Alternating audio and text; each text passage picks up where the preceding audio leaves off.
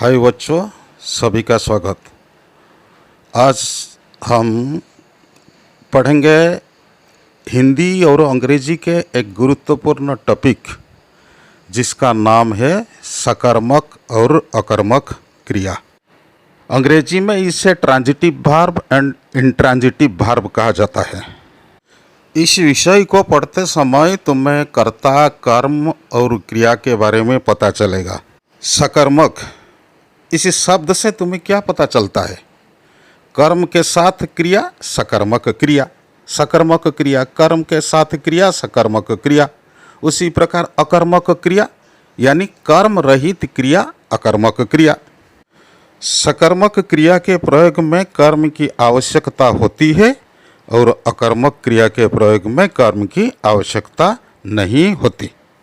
देखो बच्चों, कर्म पूर्ति के आधार पर क्रिया को दो रूपों में बांटा जाता है। मुख्यतः दो रूपों में बांटा जाता है। एक है सकर्मक क्रिया और दूसरा है अकर्मक क्रिया। मुख्यतः दो रूपों में। उदाहरण देखो, राम फल खाता है, सीता ने रोटी खाई, गोपाल पढ़ता है। देखो, पहले वाक्य में राम फल खाता है। फल खाने का काम कौन करता है? राम करता है। तो राम है कर्ता, जो काम को करता है वही करता है। इस वाक्य में क्रिया कौन है? खाता है। खाना एक काम करना, तो खाता क्रिया है। तो राम करता है, राम खाने का काम करता है।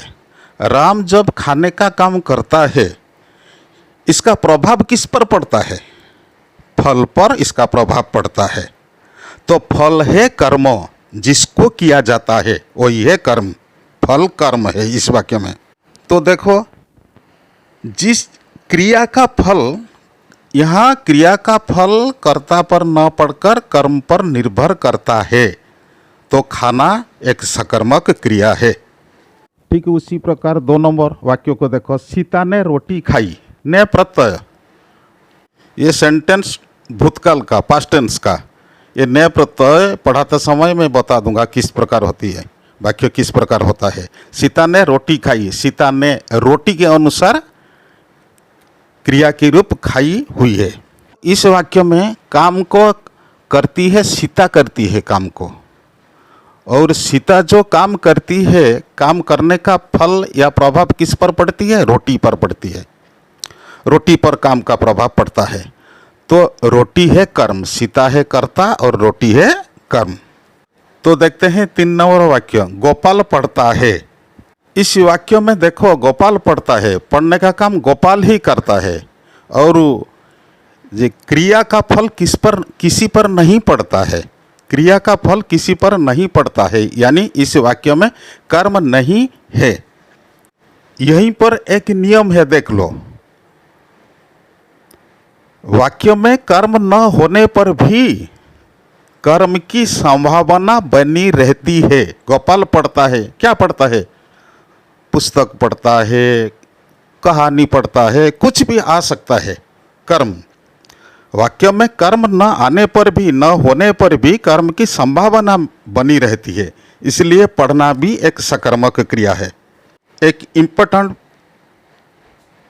बात को ध्यान दो, क्या, किसे या किसको लगाकर अगर क्रिया को प्रश्न पूछा जाए तो इसका अगर कुछ उत्तर आता है तो वही है कर्म, तो क्रिया सकर्मक बनता है। देखो, राम फल खाता है, क्या खाता है? फल खाता है, फल है कर्म। सीता ने रोटी खाई, क्या खाई? रोटी, तो रोटी है कर्म और खाना सकर्मक क्रिया। हिंदी में कुछ ऐसी क्रियाएं हैं जो कि सदा सकर्मक होती हैं, जैसे खाना, लिखना, पढ़ना, पीना, काटना, खोदना, गाना आदि आदि। ये क्रियाएं हमेशा सकर्मक होती हैं। नीचे उदाहरण देखो, गोपाल हरि को पुस्तक देता है। तो क्रिया से प्रश्न करो, क्रिया से प्रश्न पूछो। देना क्रिया है, क्या देता है? भाई गोपाल हरि को क्या देता है? पुस्तक देता है। इसका उत्तर होगा पुस्तक। पुस्तक कर्म है। गोपाल किसे पुस्तक देता है? हरि को पुस्तक देता है। हरि है कर्म। इस वाक्य में दो कर्म है, दो कर्म हैं। एक है हरि और दूसरा है पुस्तक।